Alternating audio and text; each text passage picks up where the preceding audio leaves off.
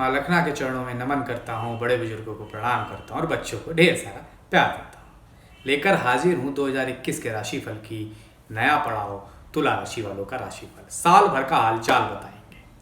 Career हो, प्रेम संबंध हो, नौकरी हो, शिक्षा हो, बच्चे हों, घर गाड़ी बंगला हो, धन हो, स्वास्थ्य हो, पारिवारिक जीवन हो, सब पर चर्चा करेंगे, डिटेल्ड में करेंगे। और जो भी थोड़ी बहुत दिक्कत है, इस एपिसोड के आखिरी में ऐसे 5 अचूक उपाय बताऊंगा जिसमें से अगर आपने 2-3 भी कर लिए तो पूरे साल कहीं ना कहीं अच्छा बीतेगा।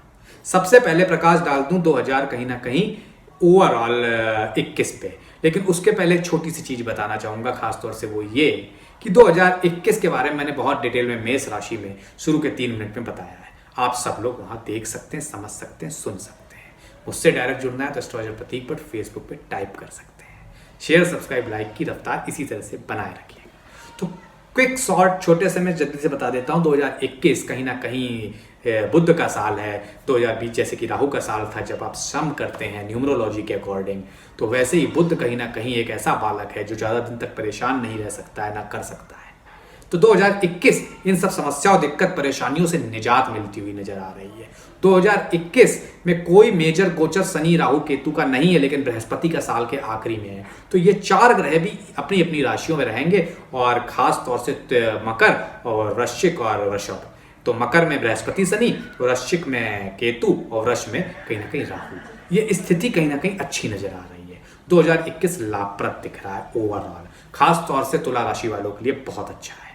अब बात करें कि आपकी कुंडली के, आपकी राशि के, आपके लग्न के कौन से भाव प्रभावित होंगे। तो भाई सबसे पहले तो समझ लीजिए, तुला लग्न हो या तुला राशि हो तो आपका दूसरा और 8वें घर में राहु केतु की युति होगी। इसके कुछ मायने हैं, बता दूंगा। इसके कहीं ना कहीं मैरिटल लाइफ में असर पड़ेगा, उस पर भी चर्चा करूंगा। चौथा घर जो कि धन का है, राज सत्ता का है, घर गाड़ी बंगले का है, यहाँ बृहस्पति शनि बहुत शुभ युति में है। वैसे भी आपकी कुंडली में शनि खासतौर से योग कारक ग्रह हैं। चौथे घर में, अपने ही घर में पंचमेश चतुर्थेश होकर चतुर्थेश में बहुत लाभकारी स्थिति बना रहे हैं। रही बात बृहस्पति की, तो वो समस्या इसलिए नहीं देंगे क्योंकि चौथा घर का कारकत्व तो होता है। चौथे घर में वो बली होते हैं। काल पुरुष की कुंडली के हिसाब से कर्क लग्न की उदय होती है यहाँ पे।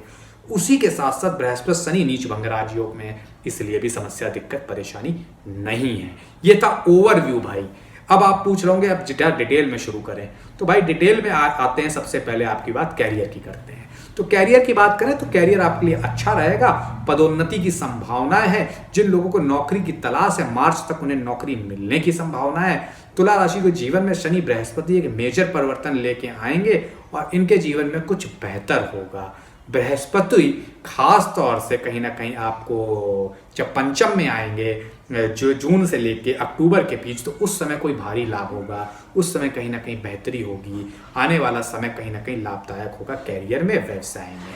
कैरियर में निश्चित तौर पर फॉरेन ट्रैवल के योग साल के आखिरी में बनते हैं। ये ऐसा समय है जब आप खास तौर से नई नौकरी में भी जा सकते हैं। वहां पर भारी लाभ की संभावनाएं दिखती हैं। उसी के साथ साथ, नौकरी के साथ साथ आपको खास तौर से बताएं, अधिकारी वर्ग बहुत पसंद रहेगा। आपको कई अवार्ड मिल सकते हैं इस साल। आपकी हर जगह लोग तारीफ कर सकते हैं। अब बात कर लेते हैं भाई व्यवसायिक वर्ग की। तो खास तौर से व्यवसाय के लिहाज से 2021 अच्छा है। अच्छा मुनाफा होगा, अच्छे इन्वेस्टमेंट से पैसा आएगा। खास तौर से कोई पार्टनर आपको बड़े लाभ देगा।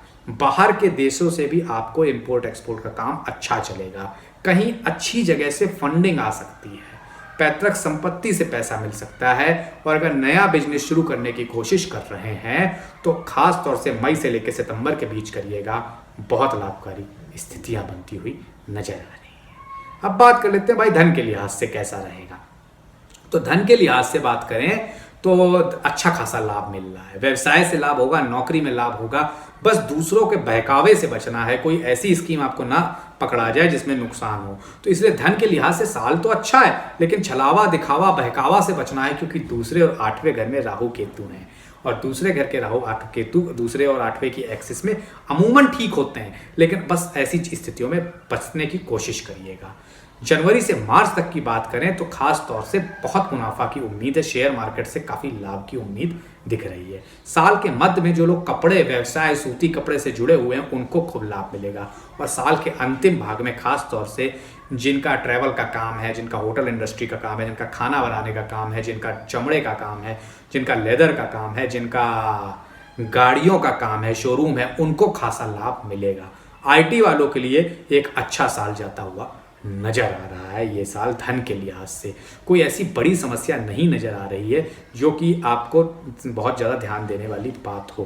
खास तौर से बस एक कोशिश करिएगा, किसी सरकारी परीक्षा में अगर फंसें जो आपको पैसा नहीं मिल रहा है तो उस पर बहुत परेशान ना होइएगा, इंतजार करिएगा, पैसा आ जाएगा, 1 रुपया भी आपका मारा नहीं जाएगा।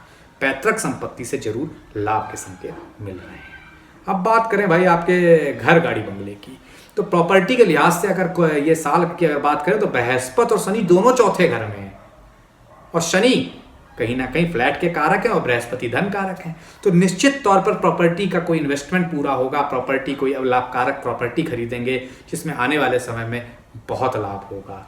आप अपनी आवश्यकता के अनुसार फ्लैट खरीद सकते हैं और ख़ास तौर से ऐसी जगह खरीदिए जिसका मुख पूर्व या उत्तर की तरफ हो। निश्चित तौर पर इस साल लाभ मिलेगा। धन के लिहाज से बात करें तो बहुत अधिक पैसा कहीं पे ब्लाइंडली मत लगाइएगा और उस पर थोड़ा सा ध्यान रखिएगा, नहीं तो प्रॉपर्टी में थोड़ा सा नुकसान हो सकता है। वाहन की बात करें, कोई रॉयल गाड़ी खरीदने का टाइम आ रहा है, कोई बेहतर चीज़ खरीदने का टाइम आ रहा है, कोई नया एडिशन आपके घर में होगा।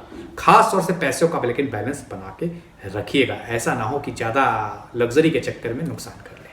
व्यय की बात करें तो अधिक पैसा खर्च करते हुए नजर आ रहे हैं, शान शौकत से रहेंगे, लग्जरी में खूब पैसा खर्च होगा, लेकिन जैसा जैसे साल आगे बढ़ेगा चीज़ें बेहतर होती जाएंगी, समय बेहतर होता जाएगा, लाभ मिलता जाएगा। अब बात करें भाई सबसे इंपॉर्टेंट चीज़ जो कि आपका होता है पारिवारिक जीवन। सबसे पहले उसमें दाम्पत्य जीवन। दाम्पत्य जीवन की बात करें तो ठीक ठाक गुजरता हुआ नजर आ रहा है, थोड़ी बहुत दिक्कतों का सामना करना पड़ेगा। दूसरे में केतु, 8वें में राहु, दूसरे में केतु क्या करते हैं, वाणी दोष देते हैं, उसकी वजह से पति पत्नी के बीच लड़ाई होती है, इसका फोकस रखिएगा। 8वें का राहु एक्स्ट्रा मैरिटल की तरफ बहुत ले जाते हैं, इसका ख्याल रखिएगा। इन 2 चीज़ों पर अगर ध्यान दे दिया तो कहीं कोई समस्या दिक्कत परेशानी है नहीं। ओवरऑल रिश्ते बेहतर रहेंगे और जो लोग नहीं मैरिड हैं उनकी मैरिज के चांसेस हुए हैं। जो अपनी बहुत ही ग्रह कलह से परेशान है उन्हें कहीं ना कहीं कोई दूसरा साथी मिलेगा जिससे उन्हें लाभ मिलेगा दाम्पत्य जीवन में। निश्चित तौर पर दाम्पत्य जीवन अच्छा जाता हुआ नजर आ रहा है। पारिवारिक मामलों में देखें तो थोड़ा अकेलापन खत्म होता हुआ नजर आ रहा है। कोई नया व्यक्ति आपकी ज़िंदगी में आएगा, कोई नया इंटरेस्ट पैदा होगा जिससे आने वाले समय में लाभ मिलेगा। तो पारिवारिक जीवन ओवरऑल बेहतर है, यहाँ कोई बड़ी समस्या नहीं नजर आती है। शिक्षा के मामलों की बात करें तो निश्चित तौर पर अपने बड़े बड़े लक्ष्यों की बनाने की जगह बच्चों को छोटे छोटे लक्ष्य बनाने चाहिए, लाभ मिलेगा। अपने आराध्य अपने इष्ट देव की पूजा करनी चाहिए, फोकस बढ़ेगा। भगवान सूर्य की पूजा करने से पूरे साल आपको लाभ मिलेगा। तो ये छोटी सी चीज़ें बस करते रहिएगा, निश्चित तौर पर समय बेहतर होगा। संतान के लिहाज से भी समय अच्छा है, संतान प्राप्ति के लिए भी समय अच्छा है। खासतौर से आने वाली संतान आपके लिए बहुत ही बेहतर होगी, स्वस्थ होगी, भाग्यशाली होगी। अब बात कर लेते हैं स्वास्थ्य की बात करें तो मंगल ग्रह फरवरी मार्च में अपनी राशि में रहेंगे। स्वास्थ्य को थोड़ा बहुत दिक्कत है, उस पर थोड़ा फोकस रखिएगा। कोई बड़ी दिक्कत नहीं नज़र आ रही है, कोई बड़ी समस्या नहीं नज़र आ रही है। खान पान पे ध्यान दीजिएगा। उसी के साथ साथ आपको जो चीज़ अच्छी लगती है ऐसा ना हो ज़्यादा खा लें। उसी के साथ साथ हल्दी का प्रयोग करिएगा इस साल ज़्यादा से ज़्यादा लाभ के लिए।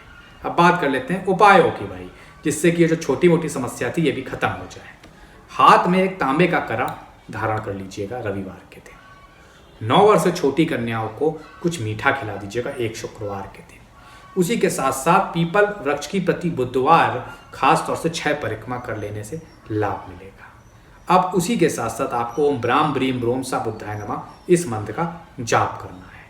आखिरी उपाय, अगर बिजनेस में नुकसान हो रहा हो, मीडिया मास कम्युनिकेशन में हो इसमें नुकसान हो रहा हो, फैशन इंडस्ट्री में हो इसमें नुकसान हो रहा हो, तो तोते को पिंजड़े से आज़ाद करिएगा। बुधवार का दिन होना चाहिए। पिंजड़े से आज़ाद करने के पहले उसे कुछ अमरूद वगैरह खिलाइएगा, फिर आज़ाद कर दीजिएगा। देखिएगा आपकी समस्या वो ले उड़ेगा। तो ये था खास तौर से तुला राशि वालों का राशिफल। शेयर करिए, सब्सक्राइब करिए, लाइक करिए और तक पहुँचाइए। आज के लिए फिलहाल प्रतीक भट्ट का बहुत बहुत धन्यवाद।